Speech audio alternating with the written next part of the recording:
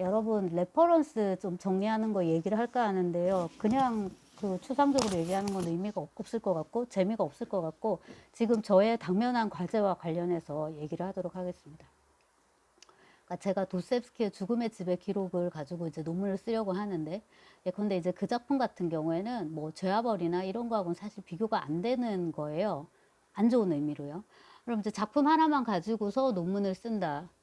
제가 볼 땐 힘든 것 같고요. 또 다른 재주가 있는 연구자라면은 그것만 갖고도 논문 하나를 충분히 쓸 수도 있을 거예요. 실제로 이제 그런 레퍼런스들도 없진 않았고요. 근데 이제 저는 그렇게는 못 하겠고요. 그럼 이제 유사한 주제를 가지고서 그 주제를 가지고서 기존에 이제 여러 자료들이 있잖아요. 그걸 한번 모아보는 거예요. 연구들을. 근데 러시아 문학은 아니지만 넓게. 그 다음에, 물론 다시 협소하게 도스토옙스키 자료, 도스토옙스키 레퍼런스는 아니지만, 연구는 아니지만, 그 다음에 러시아 문학 연구도 아니지만, 심지어 주제적인 측면에 있어서, 좀 긁어다가 쓸 수 있겠다 싶은 것들을 일단 모아보는 거예요. 그거를 지난 학기부터 이제 해왔습니다. 요런 이제 시간표를 짜는 거는 공부를 하는 방식은 사람마다 다 다르고, 그 다음에 이제 또 네, 사람마다 다른데 처해진 환경도 다르고요. 그다음에 이제 같은 사람이라도 일단 이제 전데 비포 애프터 그러니까 애가 있을 때랑 애가 없을 때는 상황이 너무 달라서 논문 쓰는 방식도 되게 많이 바뀌었습니다. 옛날에 이제 집에서 작업을 하니까 집에 와서 다 읽고 정리하고 논문 쓸 때도 뭐 책을 찾아볼 수 있고 이런 상황이었는데 애프터 그러니까 아이 이후에는 그 작업이 쉽지를 않기 때문에 우선은 레퍼런스를 차곡차곡 읽고 메모하는 습관을 이제 더 많이 들이게 됐고요. 그것과 관련해서는 그런 개인적인 사정도 있지만 휘발이 너무 잘 되는 거예요. 늙어가면서 기억력이 대학교 때는 읽은 내용이 머릿속에 다 있고 바로 쓰기 시작해서 이렇게 종합이 됐는데 어느 시점부터 그게 안 돼서 또 메모를 더 열심히 하게 되는 것도 이제 있습니다. 자, 그래서 도스토옙스키의 죽음의 집의 기록 이건 감옥 얘기잖아요. 그러니까 각종 수용소, 어사일럼이죠. 그런 거에 대한 이야기나 실은 어빙 고프만도 있었어요. 근데 읽다가 좀 지루해가지고 그건 제꼈고요. 자, 그래서 이제 감옥 수용소 이런 것들에 대한 거, 그러니까 감시와 처벌 같은 거죠. 그 다음에 이제 그 권력의 문제 이런 거 관련된 이제 레퍼런스를 모아 보는데요. 우선은 제러미 벤담의 파놉티콘 요거는 이제 이 자체로 그렇게 많이 읽힌 책은 아니라고 합니다. 근데 이제 푸코가 자신의 그 문제적인 저작인 감시와 처벌에서 언급을 하면서 재조명 받게 된 책이라고 할 수가 있겠죠. 근데 이게 제가 책세상 문고 이거 되게 좋아한다고 몇 번 말씀드렸죠. 그죠? 이렇게 얇은데 핵심이 다 들어있고 이 핵심은 뭐냐면 브로본이더라고요. 이 핵심이.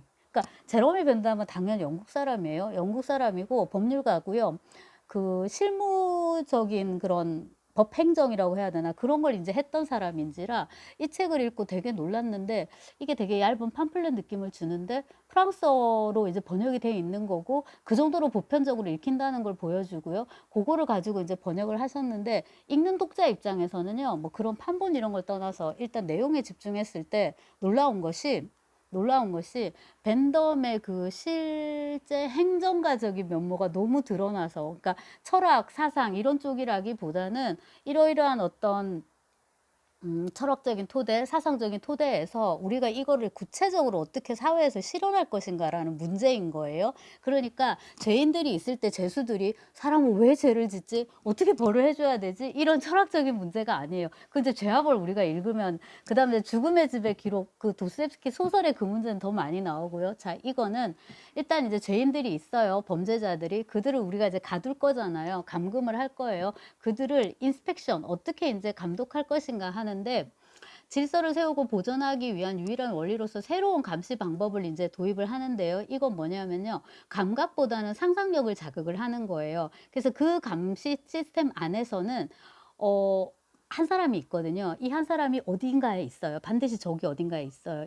반드시 있는 이 한 사람이요. 수백 명을 감시하는 거예요. 굉장히 효율적으로. 근데 이거는 매를 드는 것도 아니고요. 뭐 약을 먹이는 것도 아니고요. 뭐 계속 불로 지지는 것도 아니에요. 인건비가 안 들어요. 아주 이거는 편리한 시스템이구나 싶고요. 그 다음에 이제 그 기저에 깔려 있는 전제 있잖아요. 감각이 아니라 상상력을 자극한다. 이때 감각은 통감일 거 아니에요. 그러니까 뭐 춥게 하는데 고통스러울 정도로 춥게 하고 뜨겁게 하는데 고통스러울 정도로 뜨겁게 하고 이런 것들 감각을 괴롭히는 게 아니라 오로지 인간의 상상을 자극하는 거예요. 이거는 우리가 뭐 호랑이라든지 이렇게 똑똑한 동물을 생각해 봐도 동물을 벌하는 데는 아무런 효과를 발휘하지 못할 거예요. 왜냐하면 이 상상력이라는 거는 인간만이 가지고 있는 굉장히 고도의 지적인 어떤 능력인 거잖아요. 바로 이거를 활용해 가지고 인제 이 범죄자들을 뭡니까? 관리 감독한다 이고요.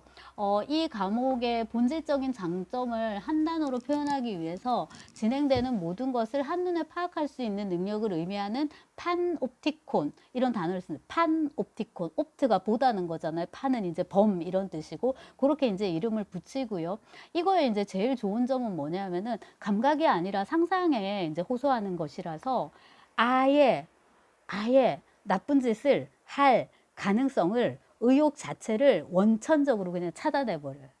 보고 있으니까 아무것도 못 하는 거죠. 자, 그다음에 인제 죄수들뿐만 아니라 죄수를 감독하는 뭡니까? 하위 관리들, 감독관도 잘 뭡니까? 이 관리할 수 있다라는 그게 있고요. 그다음에 인제 건축 구조를 설명을 하는데 건축 구조보다도 저는 더 인상적인 게 관리하는 그 부분이었나 봐요. 목차를 제가 이렇게 써 놨는데요.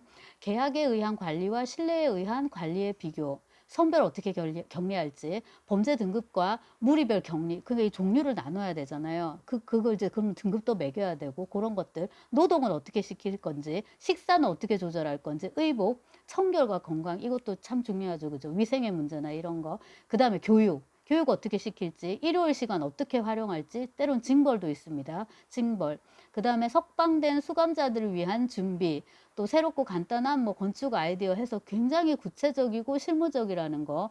그리고 이제 일과 시간표를 예를 들어서 고민을 하는데 이거는 경제성에 유해서든지 그러니까 이 사람들이 여기 와 있는 동안 뭐는 해야 될 거 아니에요. 그 다음에 이 사람들이 뭐를 함으로써 죄수들이 국가 경제에 기여할 수 있으면 또 좋은 거예요. 그런 경제성의 측면.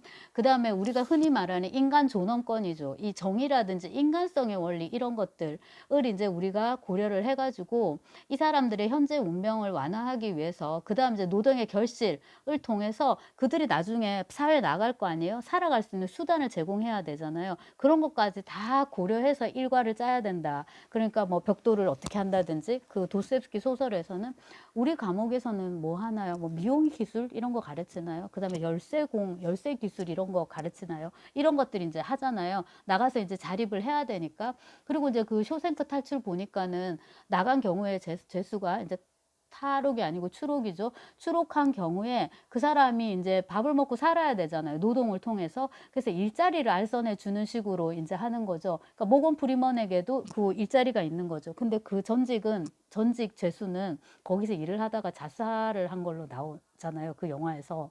그러니까 감옥에서 살다가 나왔는데 이른바 이 자유의 생활이 더 생경한 거죠. 한편으로 그런 것도 있고 다시 이제 돌아가면 그렇게 이제 죄수를 감옥에 있는 동안에만 관리하는 게 아니라 나간 다음에 사회에서 어떻게 이제 감당할 것인지에 대한 문제까지 같이 고민하고 있고 감동적이었는데요.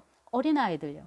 어린 수감자들 어떻게 할 것인가. 이들에게 감옥은 무엇보다도 뭐가 돼야 된다? 하나의 학교가 되어야 된다. 이게 이제 중요해서 아이들한테 독서도 가르치고 글쓰기도 가르치고 산수도 가르치고 그런 역할도 해야 된다. 이고요.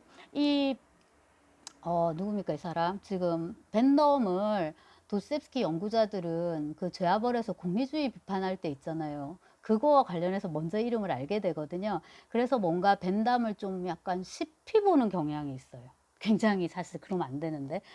네. 도스토옙스키에게 의해서 비판당하는 그 벤담 갖고는 사상사에 남지 않았겠죠. 그러니까 벤담에게는 벤담의 서사가 있어요. 자, 그래서 이제 파놉티콘을 그참에 또 읽어본 것도 있고요. 이거에 대해서 미셸 푸코가요.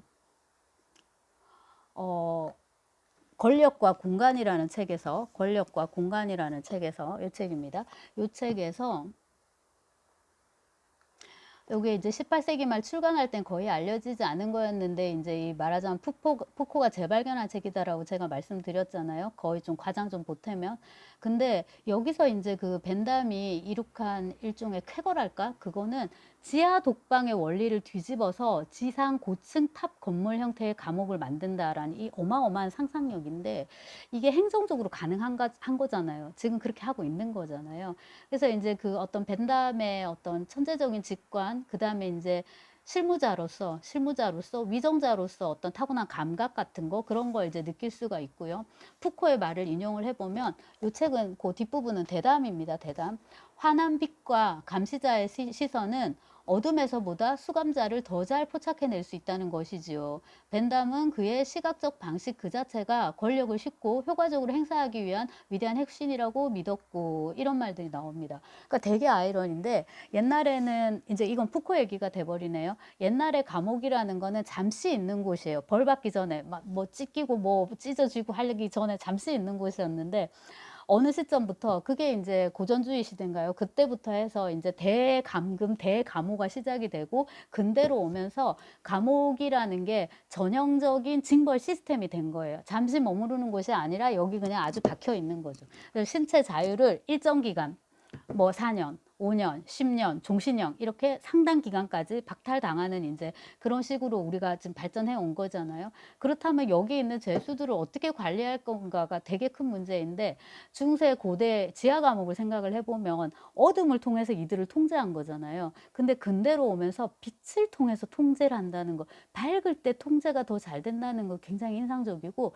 그 다음에 어떤 게 더 무서울까 생각하면 어둠의 공포가 물론 크죠. 이렇게 컴컴한데 뭔가가 막 움직이고 있고 에이리언 대표적입니다. 그 다음에 이제 그 트릴로지, 그러니까 아주 고전적인 클래식 트릴로지 그 뭐야 스타워즈에서도 마찬가지로 물에서 이런 꿈틀꿈틀 거리면서 괴물들이 움직인단 말이야. 괴물 한 마리였죠. 움직이는데 그런 게 되게 공포를 유발하죠. 근데 아리 에스터의 미드소마 같은 영화를 보면 이제 무서워가지고 다는 못 보고 편집본으로 봤는데 밝은 게 더 무섭다는 거를 알 수가 있어요. 그 영화 제가 편집본으로만 봤는데도 그 공포감이 되게 전해졌는데요.